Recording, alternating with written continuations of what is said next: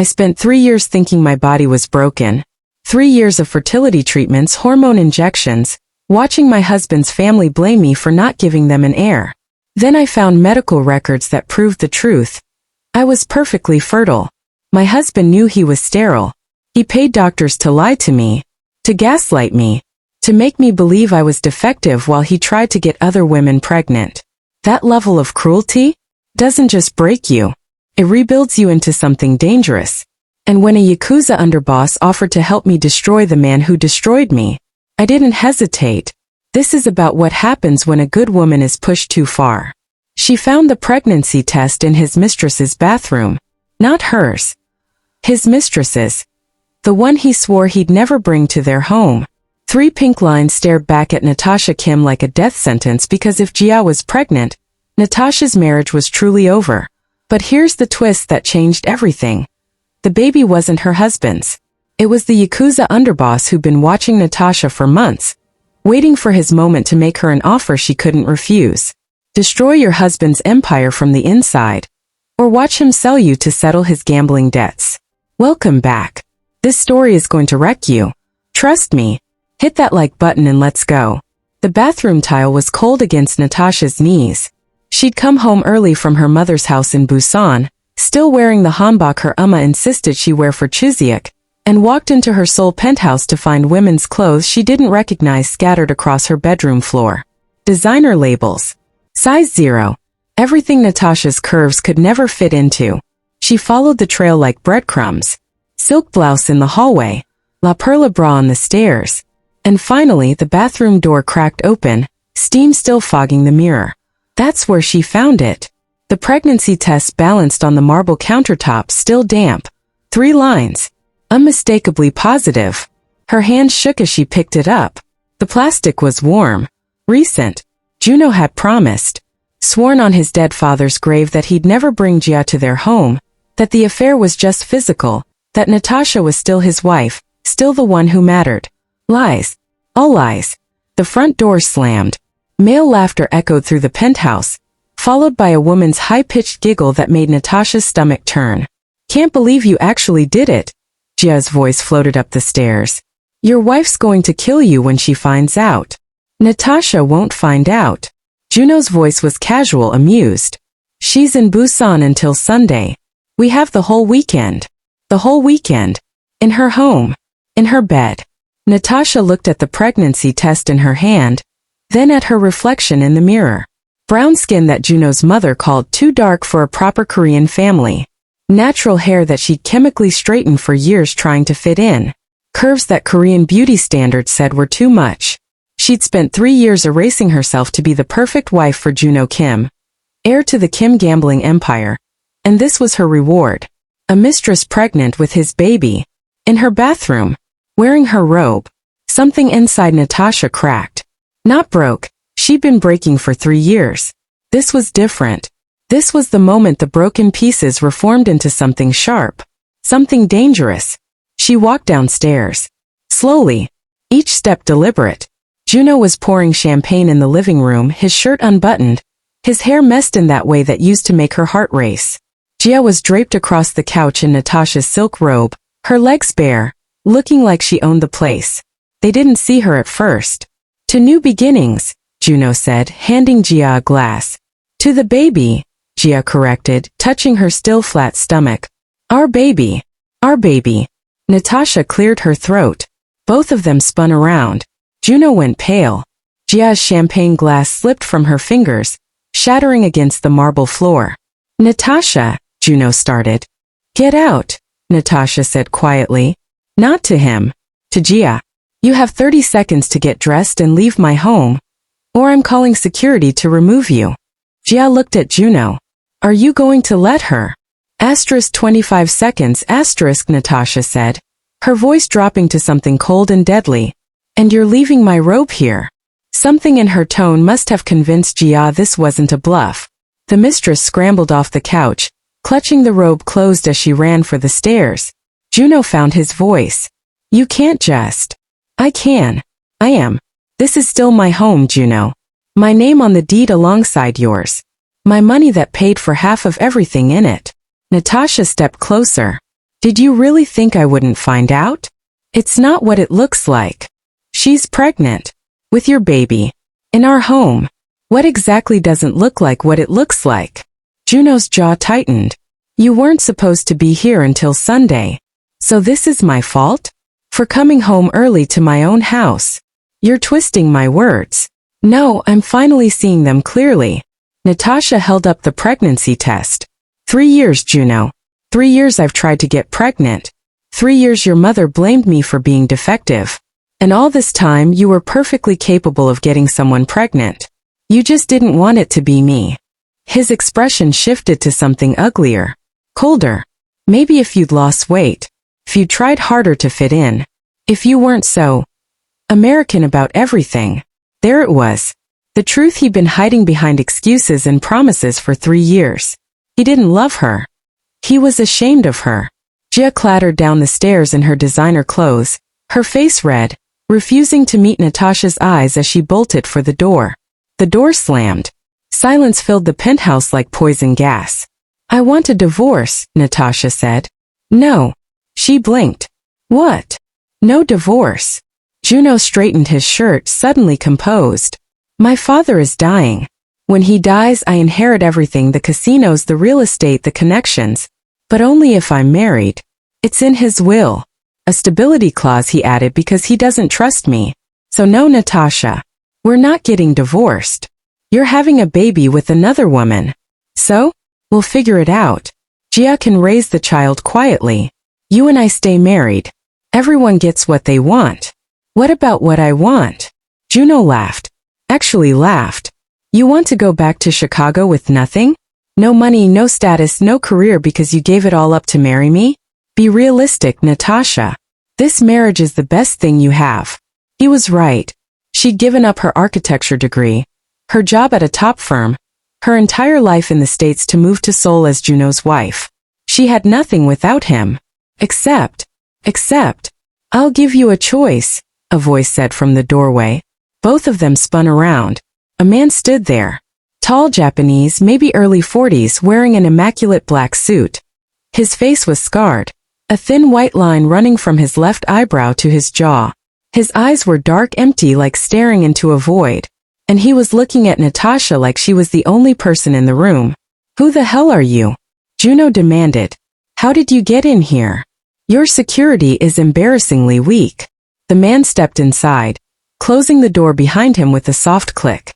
I'm Takeshi Yamamoto, and I'm here to offer your wife a business proposition.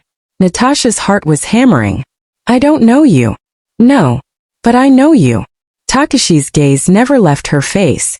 Natasha Anderson Kim, 29 years old, architect before you gave it up, daughter of a Black American father and Korean mother, currently trapped in a marriage to a gambling addict who's about to lose everything his family built. I'm not a gambling addict, Juno snapped. You owe the Yamaguchi-gumi 40 million won. You borrowed it 6 months ago to cover losses at your father's casino in Gangnam. The interest has been accumulating. Takeshi smiled and it was terrifying. I'm here to collect. The color drained from Juno's face. I have until the end of the year. Terms changed. We want payment now. I don't have it now. My father's still alive. I can't access the inheritance. Then you have a problem. Takeshi finally looked at Juno, and whatever he saw made Juno take a step back. The Yamaguchi-gumi doesn't forgive debt. You either pay what you owe or you pay in other ways. What other ways? Natasha asked, her voice steadier than she felt.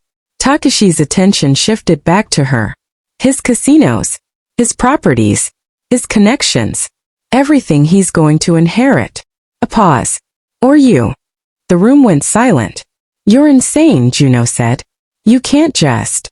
I can. I will. Unless. Takeshi moved closer to Natasha. Close enough that she could smell expensive cologne and something darker underneath. Gunpowder, maybe. Unless your wife agrees to help me. Help you how? Natasha's mouth was dry. You're an architect. Your husband's empire is built on casino developments, luxury hotels, real estate that launders more money than it makes.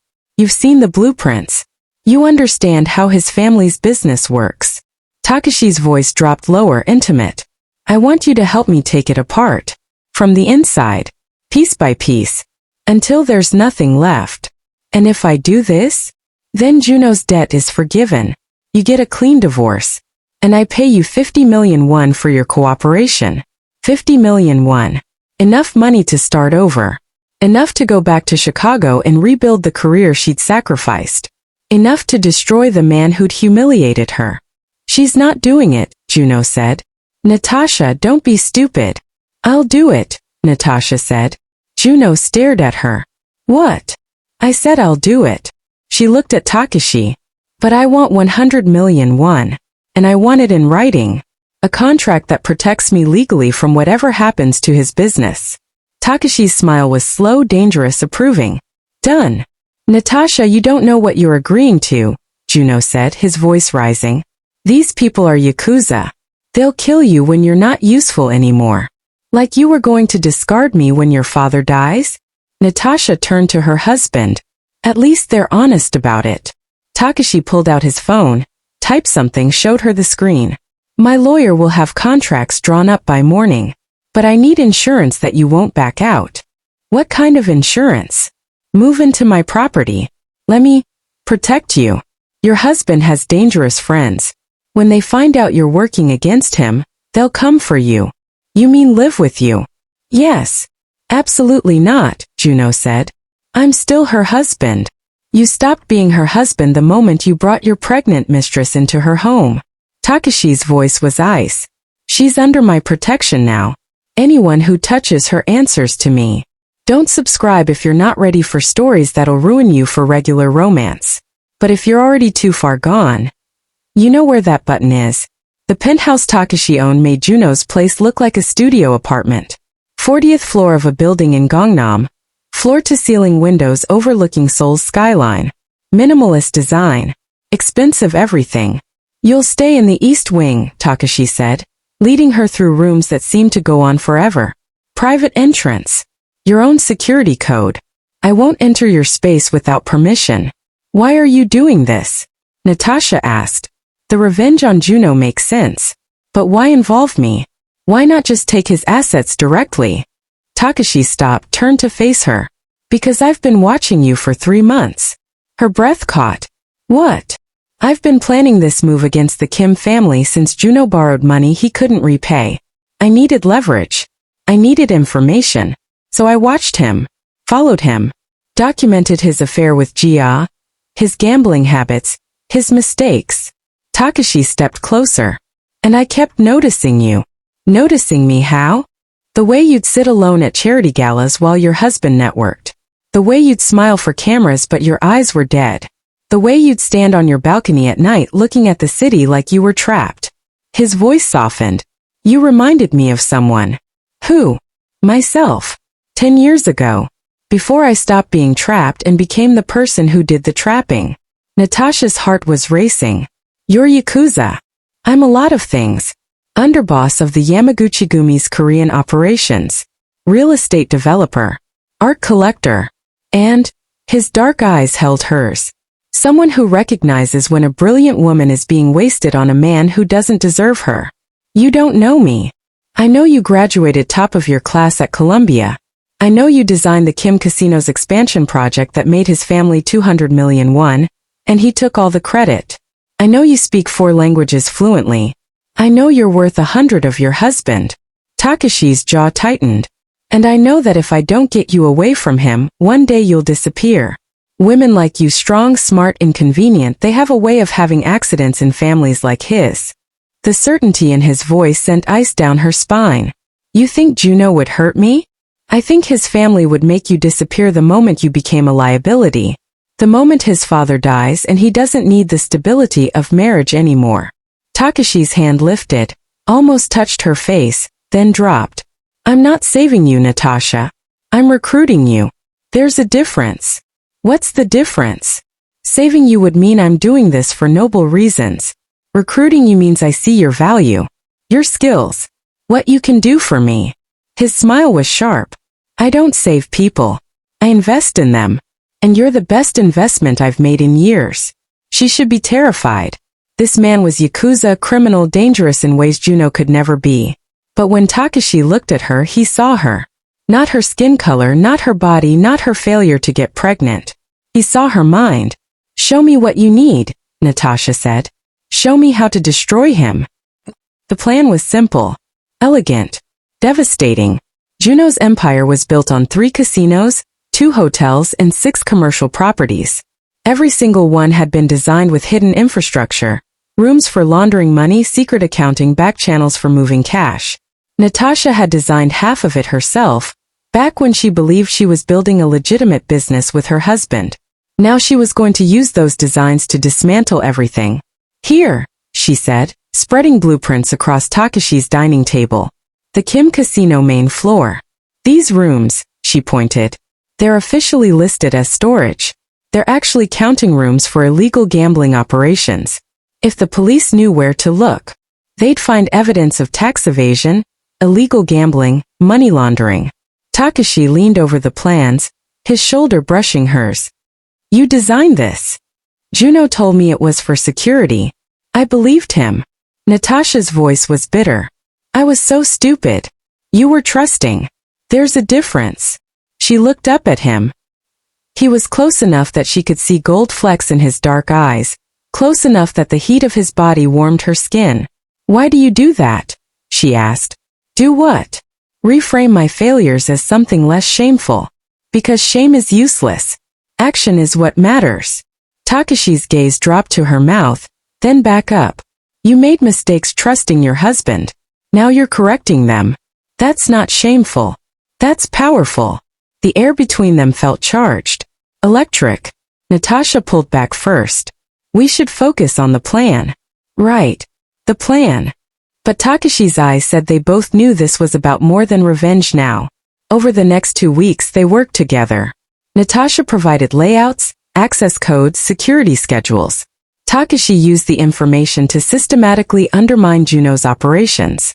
First, an anonymous tip led police to the illegal gambling room. Juno paid his way out of charges, but the scandal damaged his reputation. Then, a building inspector randomly found code violations in the Kim Hotel that shut down 3 floors for renovations. Lost revenue millions of won weekly. Then, key investors started pulling out of Juno's new casino development after concerns about his financial stability surfaced in business news. Each blow was calculated, precise, designed not to destroy Juno immediately, but to bleed him slowly.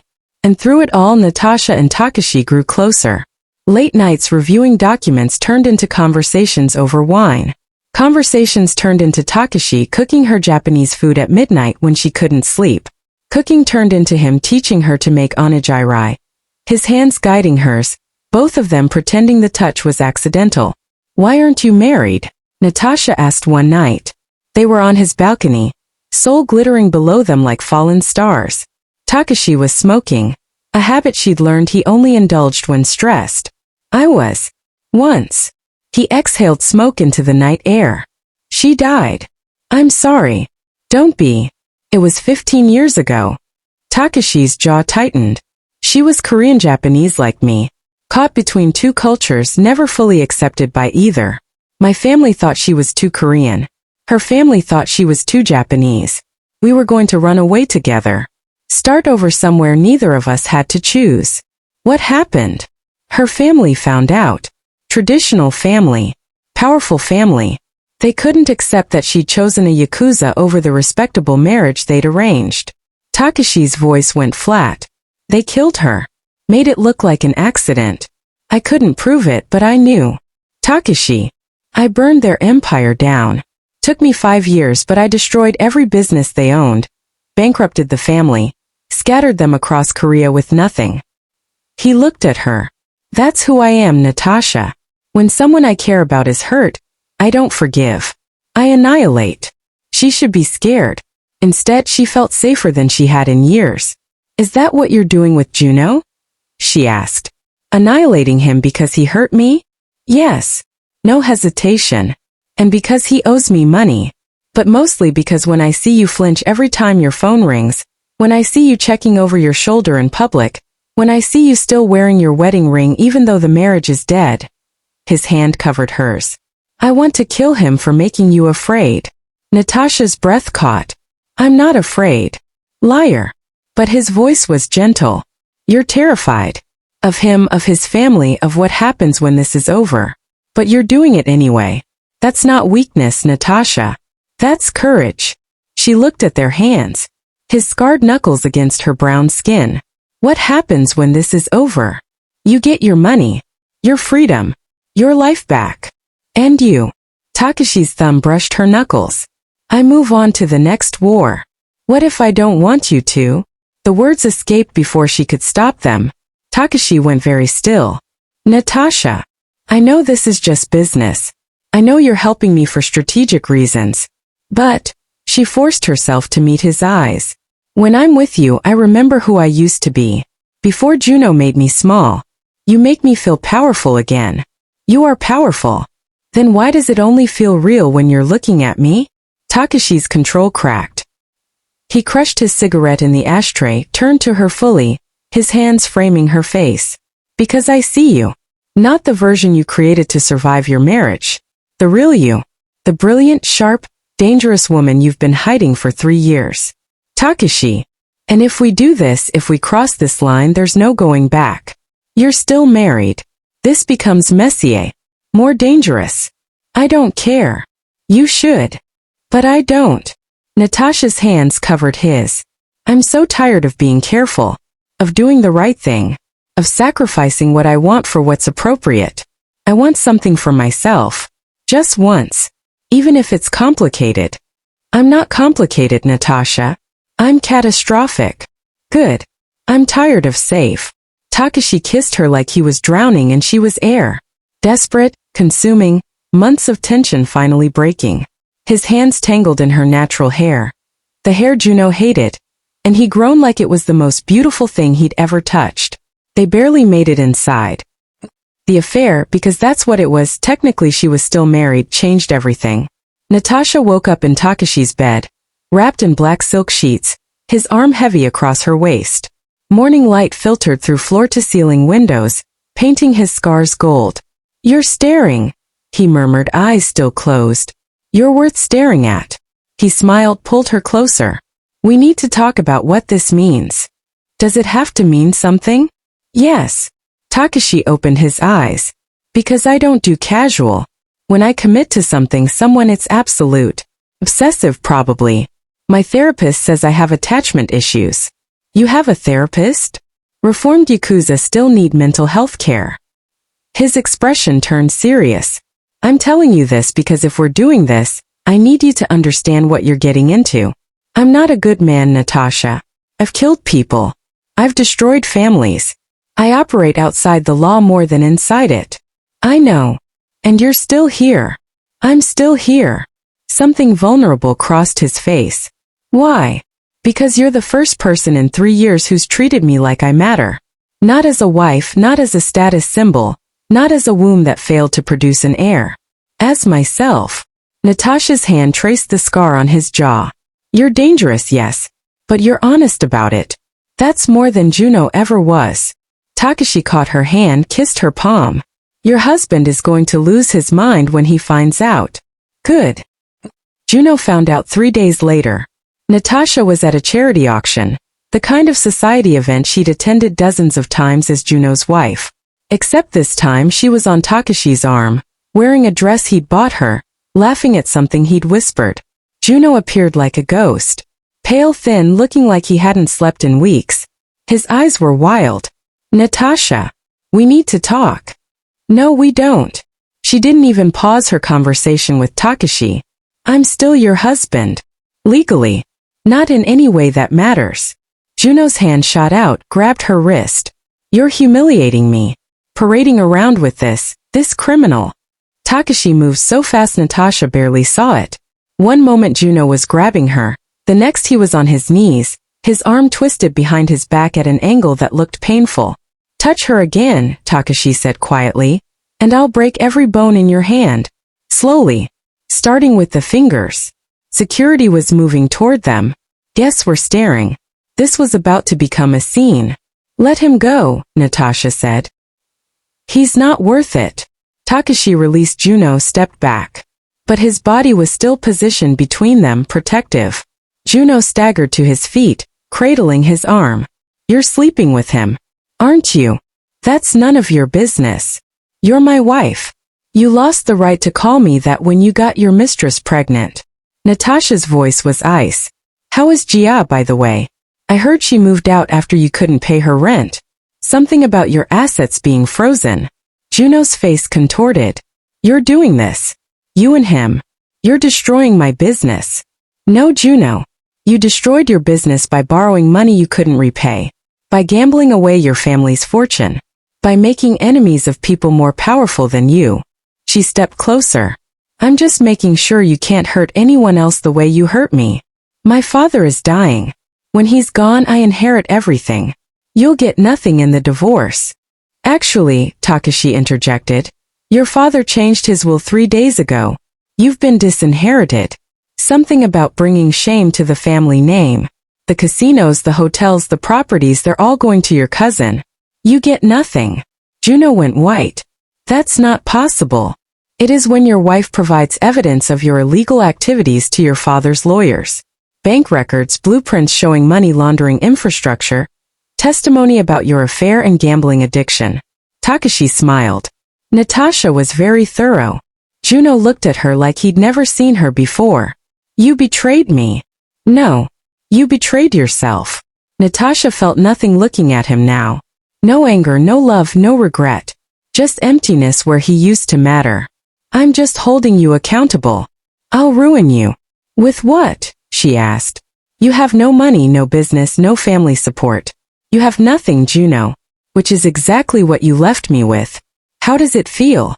Security finally arrived, escorted Juno out while he screamed threats that meant nothing. The auction continued. Society moved on. And Natasha felt lighter than she had in years. Are you okay? Takeshi asked quietly. I'm perfect. That night, lying in Takeshi's arms, Natasha's phone rang. Unknown number. She almost didn't answer, but something made her pick up. Hello. Natasha Anderson Kim? A woman's voice. Professional. Yes. This is Dr. Park from Seoul National University Hospital. I'm calling about your recent blood work. There's something we need to discuss. Can you come in tomorrow? Natasha's stomach dropped. What kind of something? A pause. I'd prefer to discuss it in person. But I can tell you it's not bad news. Actually, given your medical history, it's quite extraordinary. What does that mean? It means you might want to bring your partner with you. This concerns both of you. The call ended. Natasha sat up, her heart racing. Takeshi. He was half asleep. I need to tell you something. The hospital the next morning was too bright, too sterile, too real. Dr. Park was a small Korean woman with kind eyes and a professional smile. Thank you for coming in, Mrs. Kim. And this is Takeshi Yamamoto, my partner. The word felt inadequate for what he was, but it was the truth. Okay, please sit. Dr. Park pulled up test results on her computer. Natasha, when you came in for your routine checkup last week, we ran comprehensive blood work. There's something we found that we need to address. Natasha's hands were shaking. What? You're pregnant. The world stopped. That's impossible, Natasha said. I've been trying for 3 years. Multiple doctors told me I'd need fertility treatments. IVF. Something was wrong with my hormone levels. There's nothing wrong with your hormone levels. You're perfectly fertile. Always have been. Dr. Park's expression turned grim. Mrs. Kim, I reviewed your medical records from your previous fertility treatments. The doctors you saw, they were lying to you. What? Your husband has severe fertility issues. Genetic condition, extremely low sperm count, motility problems. He's essentially sterile. The chances of him naturally fathering a child are less than 1%. His doctors knew this. They've known for years. But someone paid them to tell you the problem was unexplained, to keep running expensive treatments that would never work, to make you think you were the problem. Natasha couldn't breathe. 3 years. 3 years of unnecessary treatments. 3 years of being told you were defective when you were perfectly healthy. Someone wanted you to believe you couldn't have children. Dr. Park looked at Takeshi. But now you're 8 weeks pregnant, completely healthy, no complications. Congratulations. The room was spinning. 8 weeks. That meant, the baby is yours, Natasha said to Takeshi. We've been together for 2 months. It's yours. Takeshi looked like he'd been hit. Natasha. Juno knew. He knew the whole time it was him. He let me think I was broken. Let his mother blame me. Let me go through treatments that would never work. Her voice was rising. He knew, and he lied, and he let me suffer. Takeshi pulled her into his arms before she could shatter completely. I'm going to kill him, Takeshi said into her hair. I'm actually going to kill him. Mr. Yamamoto, Dr. Park started. Metaphorically, Takeshi corrected. Legally. Financially. I'm going to destroy him so thoroughly there won't be anything left. If you're still here, you're my kind of person. Don't hit subscribe if you're not ready for more chaos. The medical records changed everything. Not just the pregnancy, though that was seismic enough, but the proof that Juno had knowingly, deliberately lied to Natasha for 3 years. That he'd paid doctors to gaslight her, to make her believe her body was failing when his was the one with problems. This is medical fraud, Takeshi said, pacing his penthouse like a caged animal. Criminal charges. He could go to prison. His family will bury it. They have enough money to make this disappear. Not anymore. Your testimony about the business crimes already cost him his inheritance. His father's assets are frozen, being investigated for money laundering. The Kim family is hemorrhaging power and money. They can't protect him anymore. Natasha sat on the couch, her hand pressed to her still flat stomach. Pregnant. After 3 years of believing it was impossible. What do you want to do? Takeshi asked, kneeling in front of her. This is your choice. The baby, the medical fraud charges, all of it. What do you want? I want him to suffer the way I suffered. I want everyone to know what he did. Then we go public. Medical records, testimony, everything. We destroy him completely. And the baby? Takeshi's hand covered hers on her stomach. I want this child. Want you. Want the family we're accidentally building. His voice roughened. But only if that's what you want. No pressure. No expectations. You choose. Natasha looked at this scarred, dangerous, beautiful man who'd somehow become her everything in 2 months. I choose you. This. Takeshi kissed her like she was oxygen. The press conference was Natasha's idea. I want to tell my story publicly. Before Juno can spin it, before his family can bury it. I want everyone to know what they did to me. So they arranged it. Major news outlets. A prepared statement. Takeshi beside her, solid and protective. Natasha stood at the podium wearing a simple black dress, no jewelry except the necklace Takeshi had given her. A small jade pendant that his late wife used to wear. My name is Natasha Anderson Kim. For 3 years, I was married to Juno Kim of the Kim Casino Empire. During that time I underwent extensive, expensive, emotionally devastating fertility treatments. I was told repeatedly by doctors that I had unexplained fertility issues, that my body was failing, that I was the reason we couldn't have children. Her voice was steady, strong. This was a lie. Medical records prove that I am completely fertile. The fertility issues were my husband's, not mine. But he paid doctors to lie to me, to gaslight me, to make me believe I was defective while he pursued affairs with other women, trying to get them pregnant instead. The room was silent. Reporters leaning forward. Last week I discovered I'm pregnant. 8 weeks. The father is not my husband. We've been separated for 2 months. The father is Takeshi Yamamoto, who has been supporting me through leaving my abusive marriage. She looked at Takeshi, drew strength from his steady gaze. I'm speaking publicly because I know I'm not the only woman who's been gaslit by medical professionals. Who's been told her body is broken when it's not. Who's been blamed for reproductive issues that weren't her fault. Natasha's voice hardened. And I'm speaking publicly because Juno Kim needs to be held accountable. For medical fraud. For emotional abuse. For using his family's money and power to destroy my self-worth for 3 years. I'm pressing charges. I'm filing for divorce. And I'm going to make sure no other woman suffers what I did. The questions started immediately, but Takeshi stepped forward, his presence enough to silence the room. "One more thing," he said. "Anyone who publishes Natasha's personal information, her address, or anything that puts her safety at risk will answer to me personally. She's under the protection of the Yamaguchi-gumi. That's not a threat. It's a fact." The room erupted. Cameras flashing. Reporters shouting questions. The phrase Yamaguchi-gumi protection ricocheting through the crowd like a grenade. Takeshi's hand found the small of Natasha's back. Steady. Grounding. They left through the side entrance where his car was waiting. Inside, Natasha's hands finally started shaking. The adrenaline crash hitting all at once. "You just claimed me publicly," she said. "In front of the entire Korean media. Your organization knows exactly where I stand."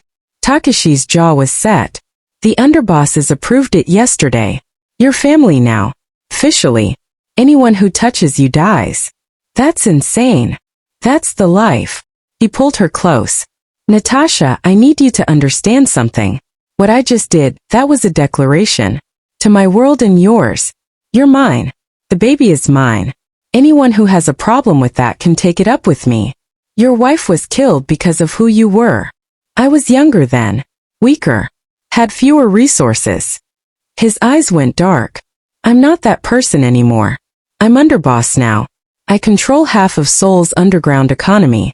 And I will burn this entire city down before I let anyone hurt you or our child." The possessiveness should have scared her. Instead, it made her feel safer than she ever had with Juno. "What happens now?" she asked. "Now we wait. The legal charges process. Your divorce finalizes. And we prepare for war because Juno won't go quietly." He was right. Juno's response came 48 hours later. Not through lawyers. Not through official channels. Through fire. Natasha was at Takeshi's penthouse. Their penthouse now really when the call came. 2:47 a.m. Takeshi's phone vibrating on the nightstand. He answered in rapid Japanese. His expression turned to stone. "What?" Natasha asked sitting up. "The Kim Casino. Main building. It's burning." They dressed in seconds racing to the scene. By the time they arrived, the entire top 3 floors were engulfed. Fire trucks everywhere. Police barricades. And the smell, smoke and chemicals and something darker. "Accelerant," Takeshi said, watching the flames. "This wasn't an accident. Someone wanted it to burn hot and fast." "The gambling rooms," Natasha breathed. "The ones I showed you. All the evidence of money laundering. It was stored on the 3rd floor. And now it's gone." A man approached them. Late 50s, expensive suit despite the hour, eyes cold. Takeshi stiffened.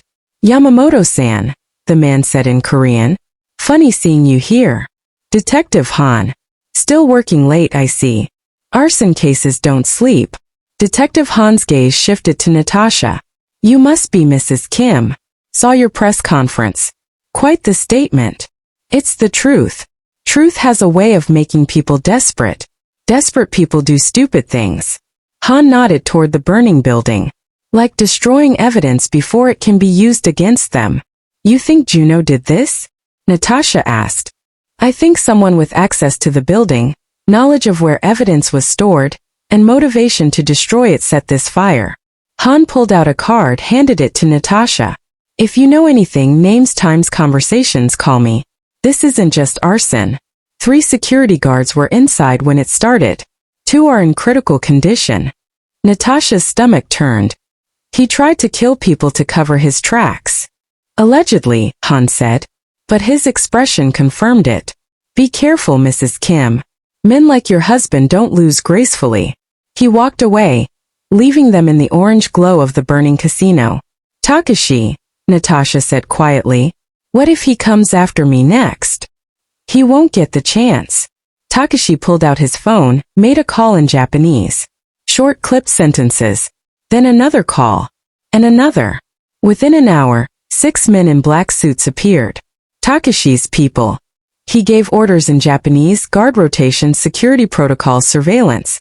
"You're not going anywhere alone anymore," Takeshi said. "Work home anywhere. Someone will be with you. I don't need a babysitter. You need protection. Juno just committed arson and nearly killed 3 people. He's past the point of rationality. Takeshi's hands framed her face. I can't lose you. Won't lose you. So either you accept security, or I lock you in the penthouse until this is over. Your choice. She wanted to argue, but the fear in his eyes stopped her. Okay, security, but they stay outside. I'm not having bodyguards in my meetings. Deal. The trial started 6 weeks later.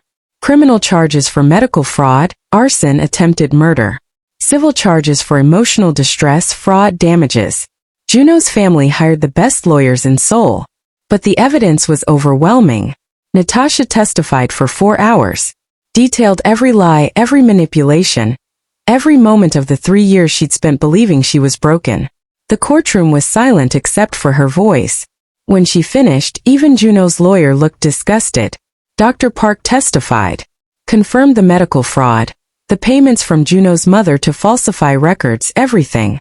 The casino security footage showed Juno entering the building an hour before the fire started, leaving 20 minutes before the flames began. His explanation, that he was checking on property, fell apart when investigators found his fingerprints on the accelerant containers. The trial lasted 3 weeks. The verdict came down on a Tuesday. Guilty. All charges. 15 years in prison. No possibility of parole for 10. Natasha watched Juno led away in handcuffs, his face blank with shock. His mother was screaming in Korean about injustice and conspiracy. His father had died 2 weeks into the trial. Stress-induced heart attack, the doctors said. The Kim empire was finished. And Natasha felt nothing. No victory. No satisfaction.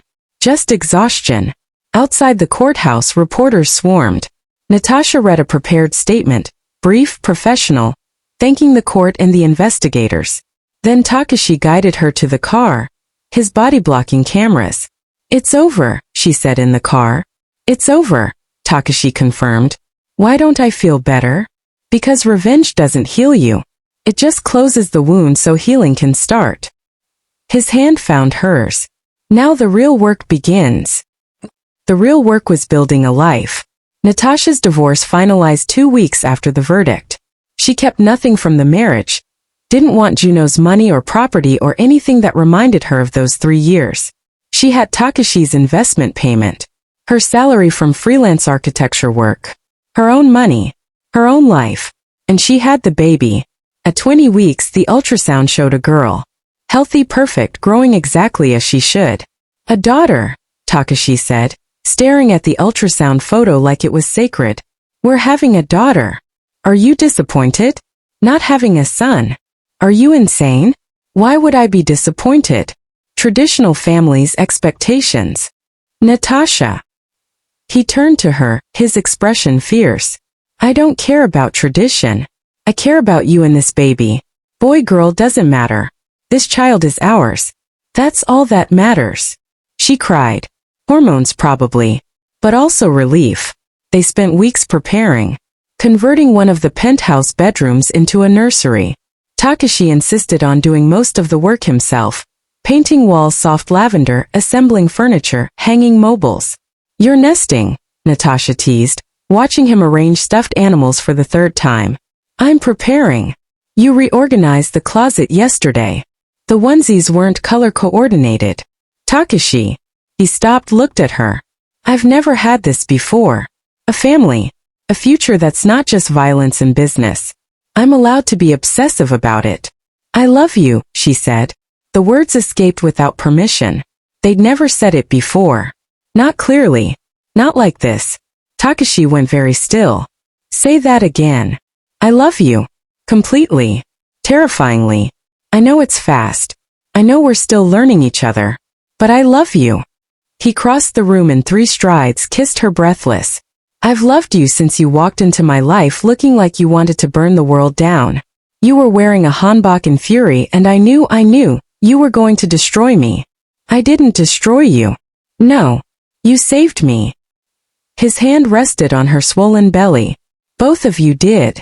The baby kicked against his palm. Takeshi's face transformed. Pure wonder. She likes your voice, Natasha said. Good. Because she's going to hear it a lot. Takeshi knelt, pressed his lips to Natasha's stomach, and spoke in Japanese. Soft words Natasha didn't understand but felt in her bones. What did you say? I promised her I'd protect her. Love her. Make sure she grows up knowing she's safe. His eyes met Natasha's. And that her mother is the strongest person I've ever known. The baby came early. 36 weeks. Not dangerously early, but enough to send them scrambling. Natasha's water broke at 3 a.m. Takeshi went from asleep to fully alert in seconds, grabbing the hospital bag they'd prepared, calling his driver, calling the hospital, moving with military precision. Breathe, he said as they drove through empty Seoul streets. Just breathe. I'm breathing. You breathe. I'm fine. Your hands are shaking. I'm terrified, he admitted. What if something goes wrong? What if I'm not good enough at this? What if? A contraction hit. Natasha grabbed his hand, squeezed until she thought bones might break. When it passed, she said, We're doing this together. You and me. We'll figure it out. Together, Takeshi repeated. Labor lasted 14 hours. Long, painful, exhausting. Takeshi never left her side. Let her crush his hand during contractions. Whispered encouragement in Japanese and English and Korean. Looked at her like she was performing miracles. At 5:47 p.m., their daughter was born. 6 pounds 4 ounces. Perfect. The nurse placed her on Natasha's chest. Tiny red, screaming her fury at the world. She's got your temper, Takeshi said, his voice wrecked. And your stubbornness. Natasha couldn't stop staring. She's perfect. She's everything. They named her Aiko, beloved child in Japanese. A name that meant she was wanted, treasured, loved. That night, Natasha woke to find Takeshi standing by the hospital bassinet, just watching their daughter sleep. His scarred hands cradling her so gently, like she was made of glass. You're going to be an amazing father, Natasha said softly. Takeshi looked up and his eyes were wet. I'm going to try. Every day. She deserves that. We both do. He came to the bed, carefully settled Aiko between them. The three of them in a bubble of new parent exhaustion and overwhelming love. Thank you, Takeshi said. For what? For trusting me. For letting me be part of this. For giving me a reason to be better than what I was. He kissed Natasha's forehead. You and Aiko, you're my redemption. We're just your family. Same thing. 6 months later. The knock came at 9 p.m. Takeshi answered the door. Found Detective Han standing there with an expression that meant trouble. Yamamoto-san. May I come in? It's late. My daughter just went to sleep. This can't wait. Takeshi let him in. Natasha emerged from the nursery concerned. Mrs. Yamamoto, Han said. Takeshi and I aren't married. Natasha corrected automatically. Yet, Takeshi added. What's this about, detective? Han pulled out a folder, set it on the coffee table. Juno Kim was released from prison this afternoon. Early release. Overcrowding, good behavior, some legal technicality his lawyers exploited. Natasha's blood turned to ice. He got out? After 6 months. He was supposed to serve 10 years minimum. I know. The system failed. I'm here because, Han hesitated. He made threats. About you, about your daughter. Nothing specific enough to violate parole, but concerning enough that I wanted to warn you. What kind of threats? Takeshi's voice was dangerously quiet. He said you stole his life, that you deserved to know how it felt to lose everything. Han looked at Natasha. I'm sorry. I know this isn't what you wanted to hear. What are our legal options? Natasha asked. Restraining order. Security. Staying alert. Han stood. Officially, I've warned you. Unofficially, he looked at Takeshi. Do what you need to do to protect your family. I'll look the other way. He left. The apartment was silent except for the baby monitor's soft static.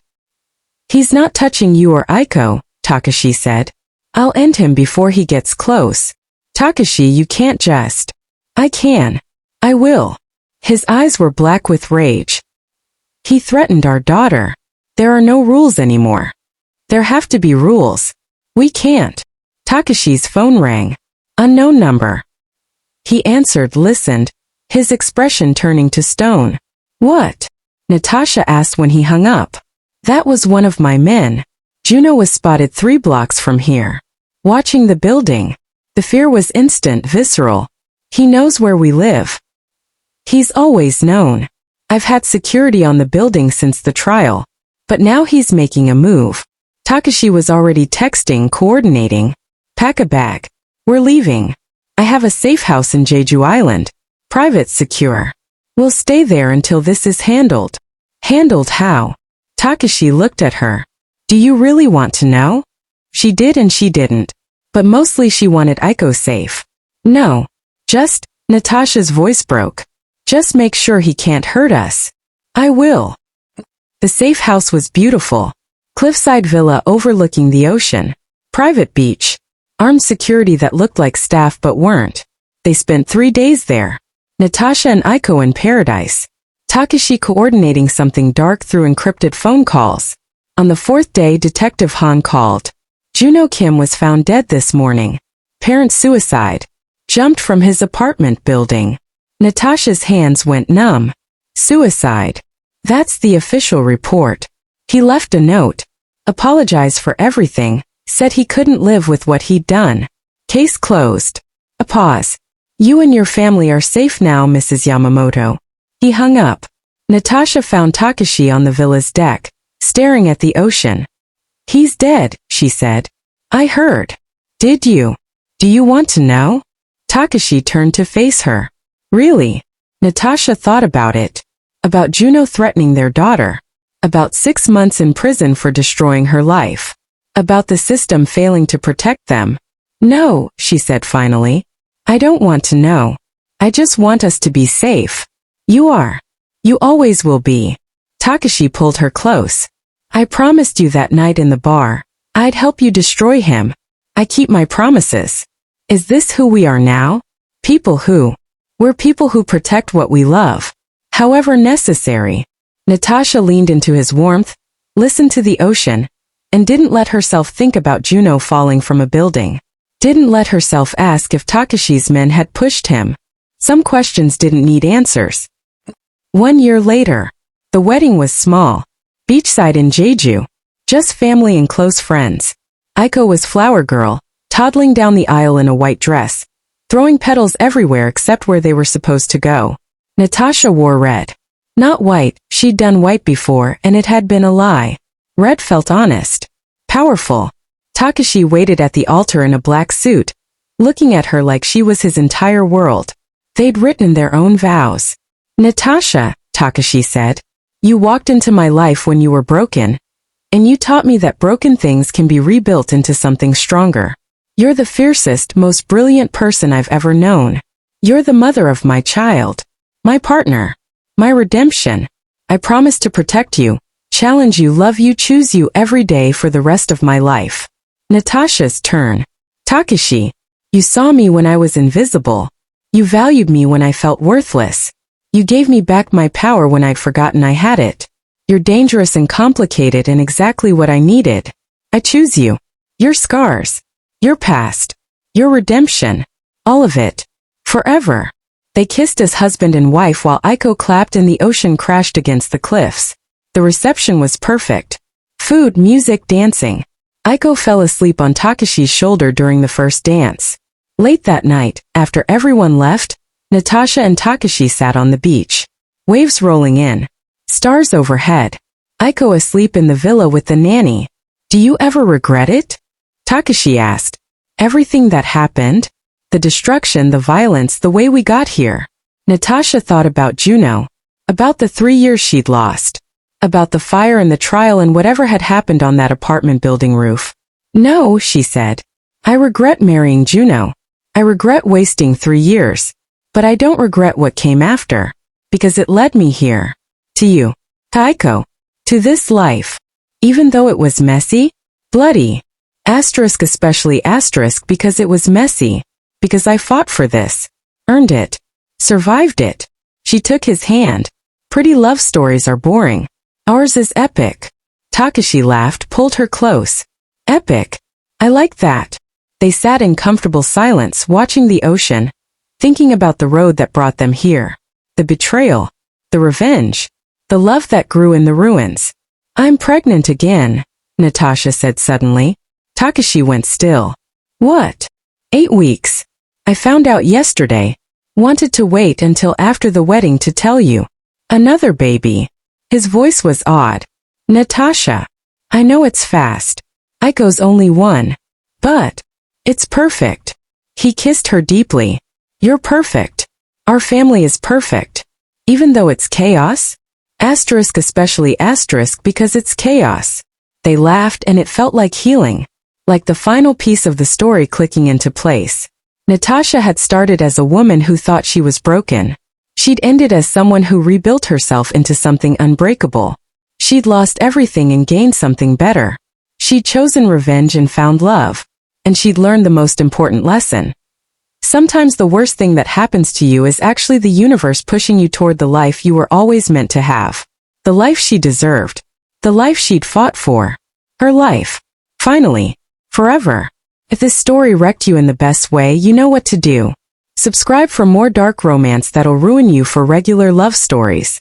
Drop a comment telling me which moment hit hardest. The pregnancy reveal? The courtroom victory? That ending? And if you're wondering whether love can really be born from revenge, maybe that's the point. The best love stories aren't clean. They're earned. See you in the next one.